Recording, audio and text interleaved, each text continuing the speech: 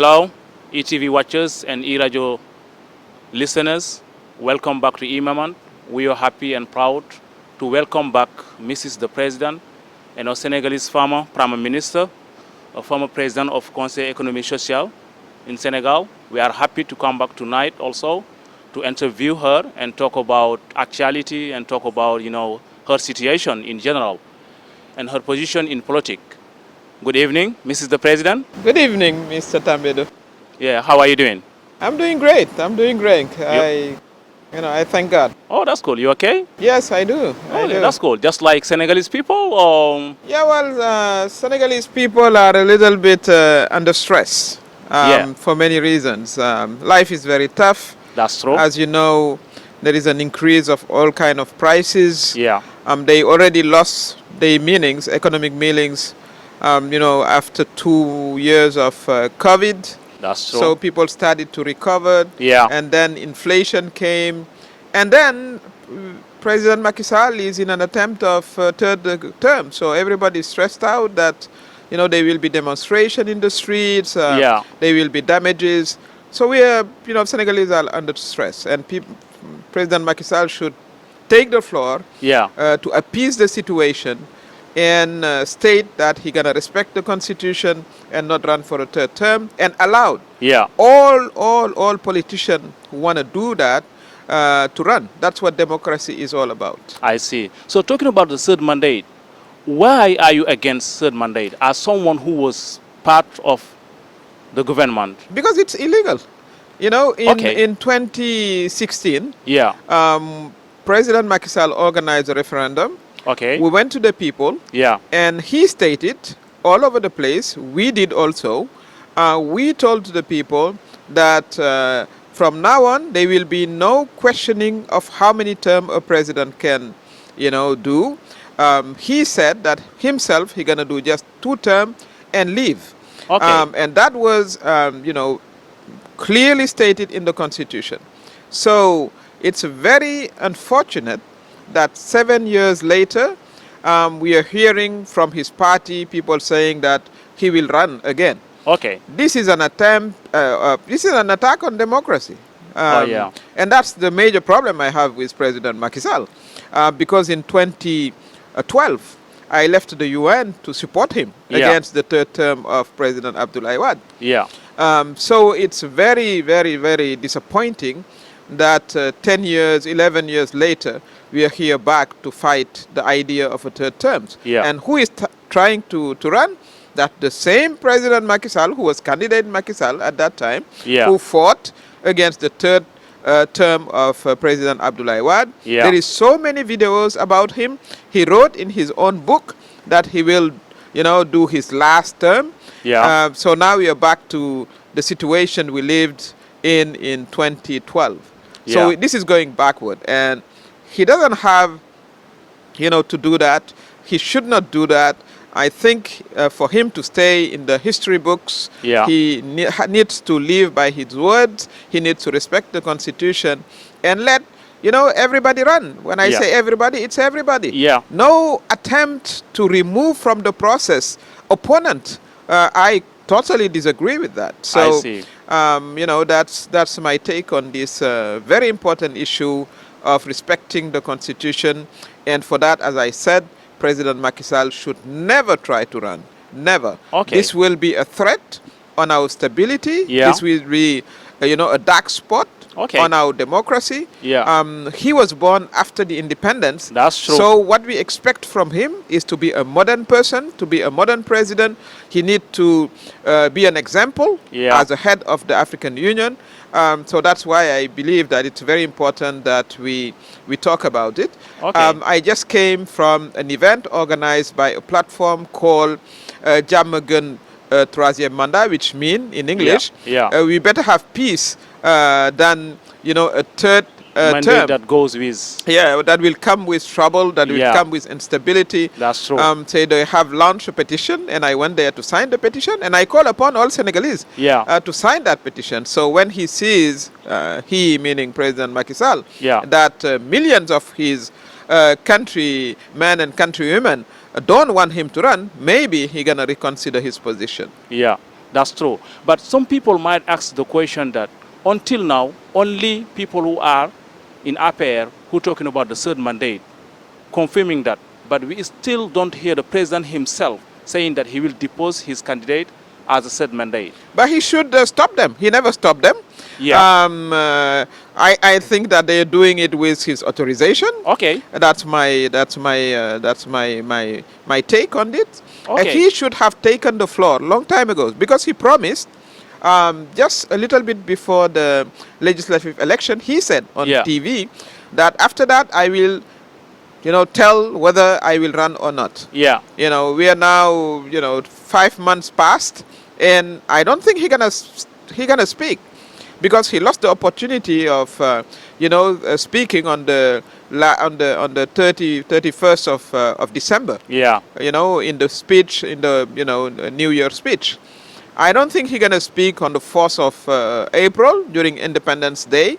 I think he's gonna wait until the last minute when the sponsorship, what we call parrainage here, are due, and then he will say, since all my parties, all my followers want me to run, I will respond positively to their request. We know the scenario, so I'm calling upon him to just leave this idea, and as I said, if he wants to be remembered as a great leader, I think he needs to get rid of this third term idea completely, and talk to his people and ask them to stop what they're doing.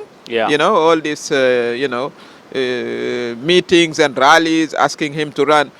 As he said in 2012 to President Abdoulaye Wade, he told him, and the videos are here, President Abdoulaye Wade, don't listen to all these people who are pushing you, to run. Because he was the one who said that. Yeah, who said that. And he said, when things are going to be tough, they will disappear. And I'm telling him the same thing. Don't listen to all of your followers who are pushing you the wrong way. When the situation will heat up, they will disappear, as they disappeared in 2020 during the riots. You couldn't see them in TVs or radios. They're going to do exactly the same thing. So if he tried to run, not only he will not succeed, and if there are riots in the street, he will be responsible. And if he forces his way to the election, he will be beaten up. So there is no question, no doubt in my mind that he will not succeed. So why would he go the wrong path? Why would he put the country in troubles? Why he will spoil his name? So I call upon him to leave this idea, to organize legal elections with all opponents who want to run, all of them, no exception. And then our democracy will carry on. And that's what we need, democracy. Definitely. That's very important. So we see that Mrs. the President 2 weeks ago or 1 week ago, Marine Le Pen has come in Senegal. What can you tell us about that visit? Well, I did, because I have, my Jotayu Mimi, I was scandalized by the visit. She should have never stepped foot in Senegal. Why? She's the most racist politician. Really? In France, of course, it is known. That's the far right. She, regularly, that's the base, actually, of her politics. The base of her politics is, racist rhetorics. She's been known for racist rhetorics against black people, against Muslim, against Jewish. Why on earth such a person should come to Senegal? But on the top of it, the President Macky Sall met with her. So I apologize to all our, brothers and sisters, from the continent, from the diaspora. This should have never happened. And I'm very sorry for that. So we apologize for it. I see. So, Mrs. the President, we are going to talk about the actuality that also in Senegal. We see that 3 days or 4 days ago, there is a fire on Marché Ocass in Touba. Sometimes people are impressed. Why most of the time our markets get burned? Why fires? It is very sad, and I express my sorrow to all the people who lost the means of living. Because Marché Ocass is a very big market. It's an important economic platform for people of Touba and the whole region. So first of all, I express my sorrow. As you say, it's recurrent. I'm from Kaulak. We know, market burnings. We see that on a regular basis. And all the time, we hear from the government, we're going to do this and that, and then nothing happened. My advice and strong advice to President Macky Sall, before he leaves, that this is one question he has to handle. He must make sure that every single big market must have a fire hydrant. Fire hydrant allowed, a firefighter to come and plug, their device into the hydrant, and then they can throw the water through the flame instead of trying to get within the markets. I see. And I think that's what we see in all countries. So it's about time that we do that. It's also important to have regular checking of the electricity setups, because most of the time it comes from there. The fire comes from there. So it's about time that the government also put in place small unit of firefighters, next to big markets. I think that's the least we could do. And of course, in the long run, we need to modernize the markets. Because the markets are quite old. The markets are done in a traditional way. But the markets also, that's where most people, not to say all people, go every day. So they're able to buy food and cook, because we don't keep our food in fridges. That is for people who are quite quote-to-quote wealthy. So, but the regular Senegalese family goes every day to the market. So it's a very important setting. Yeah, that's true. We see also, generally the firefighters, they always come late. What could be the problem? Why because they always come late? They come from far away. That's what I say. If there were small units next to every single big market, there are not thousands of big markets in the country. And then they will be able to intervene on time. And firefighters, even in developed countries, these are volunteer people who volunteer their time to do that. So I think it's possible. We can do that. The government just have to get on it. Just to remind our ETV watchers and E-Radio listeners here and everywhere, as we said, our guest tonight is Mrs. Aminata Toure. And as you know also, our every emission, we are having a subject, and our tonight's subject is gender equality. That's what we are going to talk about. As you know, Mrs. Aminata Toure, he has done a lot for the country, not only in Senegal, in Africa, but in the world, because you were working in United Nations. So what can you tell us about that things before we go through our subject? Well, I mean, I have the luck of working for a long time. For the United Nations, 23 years. In 3 years in different countries. Yes. Oh, mashallah. I work with them in Burkina Faso and then in Cote d'Ivoire, and for a year here in Senegal. Before spending 9 years in the United Nations headquarters. In New York. So it's a great organization. And I still contribute because I'm a member of the Committee of Experts on Public Administration. I have a 4 years term. So I will be, attending our annual session. So I still contribute to it. I see. So, Mrs. the President, what gender equality means to you exactly?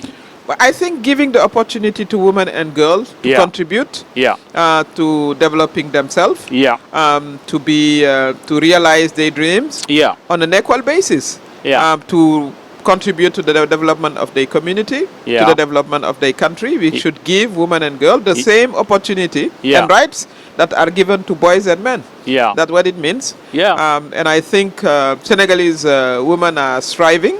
They're making progress.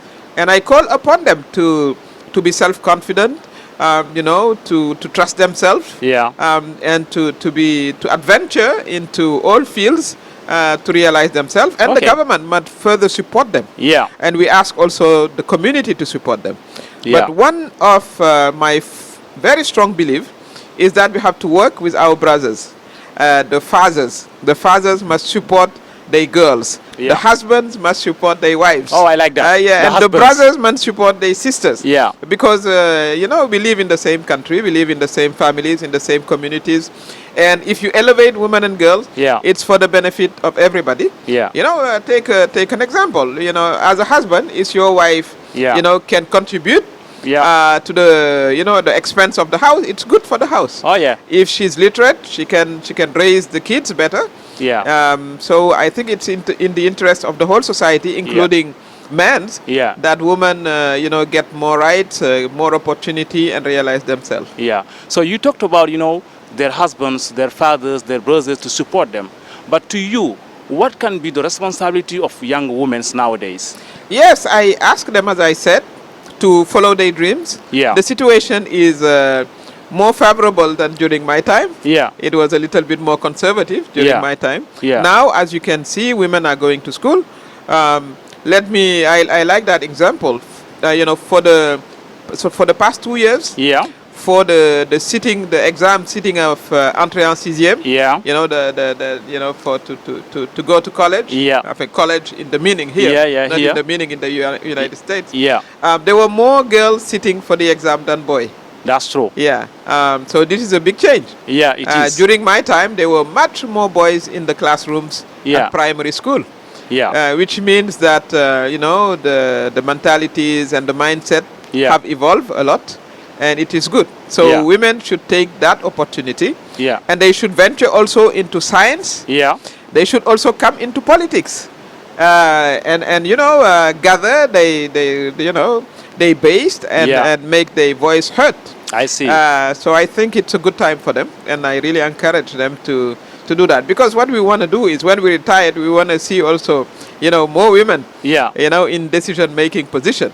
But you have to start early if you want to do that. Yeah, that's true. Yeah. Talking about, you know, dreams, we all see that in Senegal, it's not easy to realize your dreams. So why I'm asking you this question is because you are a woman and you went through many things. Maybe people might not know until you become the person that you are today. Thanks to Allah. But what can you suggest those young women who want to realize their dreams, and it's not easy at all to do that? You have to carry on. You have to hustle through. You have to, you know, push and push and push and push. You know, you go in one route. Yeah. If you cannot see, you know, any exit, you take another one. Or you take a, you know, a U-turn, but you stay on your dream. You never, you know, sort of give up on your dream. Yeah. It required, you know, resilience. Yeah. So I ask them to be resilient. Yeah. I ask them to be courageous. Yeah. I ask them to look for knowledge. Yeah. It's very important, because we are now a knowledge-based society. Yeah. And it's important.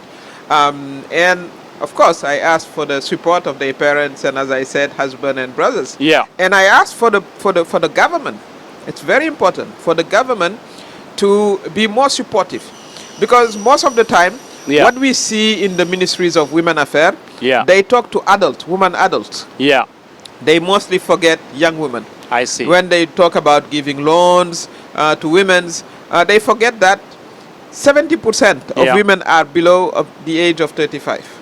So the government itself needs to have very strong programs supporting young women. They have to bring back scholarship, more scholarship for girls, so they can also, you know, succeed. I see. You have very smart girls, but maybe coming from resource-limited families, so they have to be supported very strongly. And I ask for more solidarity within women. Why I'm saying that? At the parliament, you know, I have been illegally kicked out of the parliament, but by President Macky Sall, on a very illegal basis. There is no legal basis, totally illegal. He denounced the same situation years back, when the two MP, Cicelo and Baydai, were also kicked out of the parliament with the same process. Videos are here. He denounced that, but he applied the same process to me. But when I was in the parliament and I decided that I will be an independent MP, while he sent the women to attack me, he said, well, of course, there was no effect on me, on my determination. But most of the time, he used a woman against other women. So women should not accept that. You know, they should not accept that. They should be in solidarity, you know, with the female peers, because we do have common goals, even though we might not be in the same party or the same coalition. But we are following the same thing. We want more equality between men and women. Yeah. So they should not play that dirty game. I see what you mean. Yeah. Yeah, we have seen also nowadays in our society that, people, they valorize money more than knowledge. But to you, what can be the causes exactly? Because we all know that it's knowledge which can build a country. Like, thanks to Allah that we have people like you. It's not because we are with you, that's why we are saying that things. But if you look at your background, you have done a lot. And you have a lot of things in your mind, mashallah. So in this generation, we're not seeing, especially women, because we're talking about gender equality, but the women, we're not seeing them engage 100% in knowledge, but money. Well, I disagree with that statement. Okay. Because as I said, there is much more women than during my time in university. 2 years ago, and I think even this year, there is more women that will graduate from medical school. Yeah. Not as nurses, as doctors. Okay. Yeah. Good to know as that. I told you, Yeah. For the entrée en sixième exam, there was more girls than boys. So I think they're doing their best. Yeah. But not everybody is succeeding in school. You have other women who are in business. And they have to make money to stay in the business, right? So I think they're doing as much as they can. They are, of course, example of lazy women, but you also have lazy men, huh? Yeah, of course. Lazy young men is everywhere, huh? Yeah. So I think they're doing their best. They're pushing, and as you say, you don't just get successful over time. Okay. It doesn't exist. Yeah. You go through hard time. I see. Even when I was in the United Nations, I remember being pregnant and being in the villages in Burkina Faso doing my work. It was very, very tough. That was not easy. One day I get food poisoning, and I was 7 months pregnant. So it was a serious situation. Wow. But I had to carry on because take the medicine and carry on.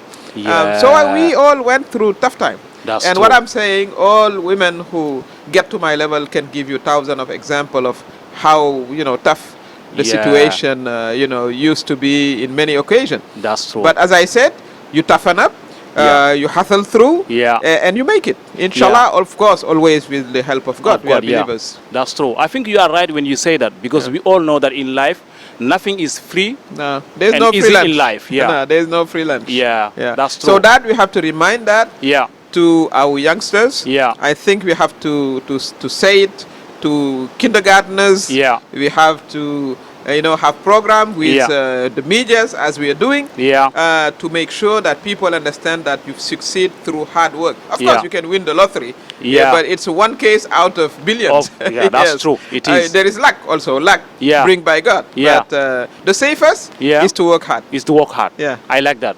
But Mrs. the President, what can the government can do for the women to be more independent?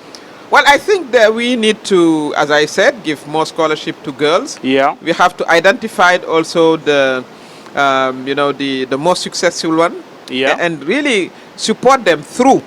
There is a high school of excellence for girls. I think we need to have several others, and have a very strong program that will target girls with high potential in all sectors. High potential in school, high potential in art, high potential in business, and have a specific program that would support them. That's what I think the government should do. And as I said, it doesn't pay as much attention as it should toward young women.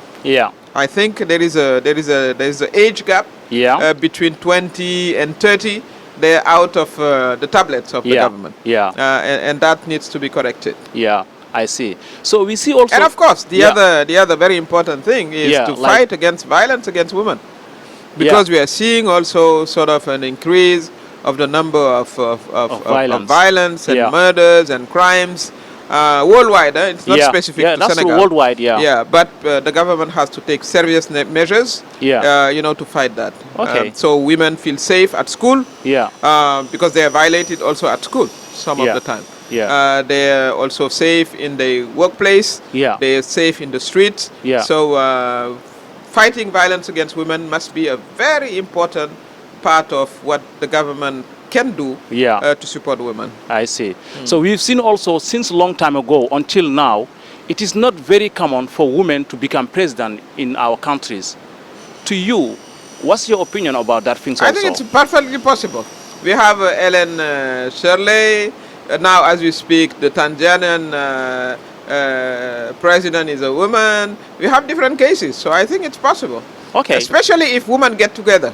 Oh, and if you have an alliance between women and young people. Yeah. Yeah, so that's what we need to work on. Okay. And I think it's perfectly possible. And I believe that a woman president can be a little bit more kind, you know, toward the people. Yeah. Because that's what we do. We make sure in houses that with the little money we have, everybody eat. Yeah. Everybody, you know, get, to the hospital when necessary. Yeah. That's women who take care of that. And that's what we need. We need more kindness. That's true. You know, in our society. And Yeah. I think, you know, it will go through women.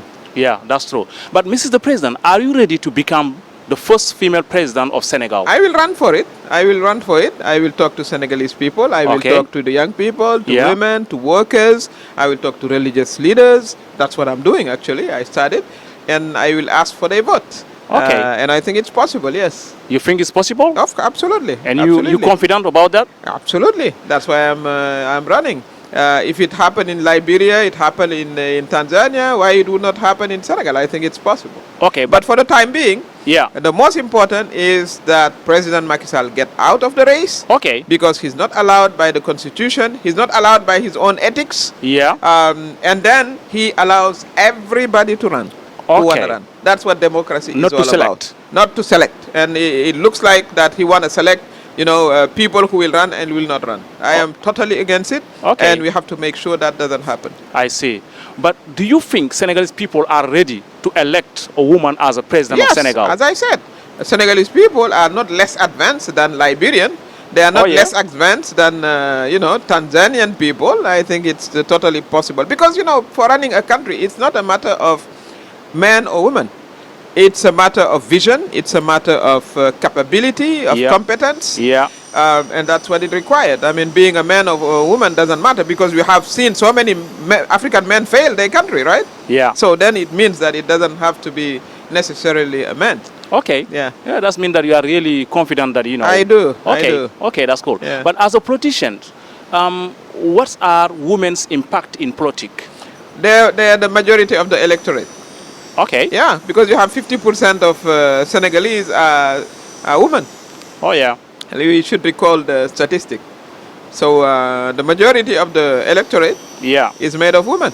So that's why I said they play a critical role. Yeah. But they are not self-conscious of their own strength. Yeah. That's the problem with women. They don't know how much important they are in the society. Okay, so we have to recall it to them and tell them if you massively vote for a candidate, that candidate will win. Yeah. So we have to talk to them. Yeah. But when I talk about women, it's women of all ages. Huh? You know, young women, mature women, old women. But we are not only going to talk to women, we are going to talk to men. As I said, I see a partnership between men and women, between women and young people. I think that's the way to go. So as you know that, Mrs. the President, we are limited with time. We're almost the end of our emission. So what is your last word for women, especially My last word for women is that they have to stand up now for peace in this country. Yeah. As we speak, the major subject that can bring trouble to this country is President Macky Sall trying to run for a third term. Okay. There is a petition online that has been launched by Jamagan Troisième Mandat. They have to go and sign it. They have to come to, you know, to rallies. They have to show that they want peace in this country. Yeah. And if President Macky Sall tried to run illegally, that will bring trouble. We all know that because he should not do that. So women should not stay behind. They should be frontline because it's the interest, their own interest, but it's also the interest of their children. Yeah. We want peace so we can raise our children and grandchildren in peace so they can flourish and the reputation of Senegal as a peaceful country will remain. I see. Yeah, thank you so much, Mr. the President. Thank you for accepting our invitation. We really appreciate that. My great pleasure. As you know, this is the end of our emission. It was Mrs. the President, Mrs. Aminata Toure was our guest today, and we are very happy and proud to be with her tonight. Thank you for everything. As you know also, being a woman is not an excuse not to be the one you want to be in your life. Just plan your plans and work on your plans. Thank you so much and see you next Sunday, and God bless the future United States of Africa. Thank you.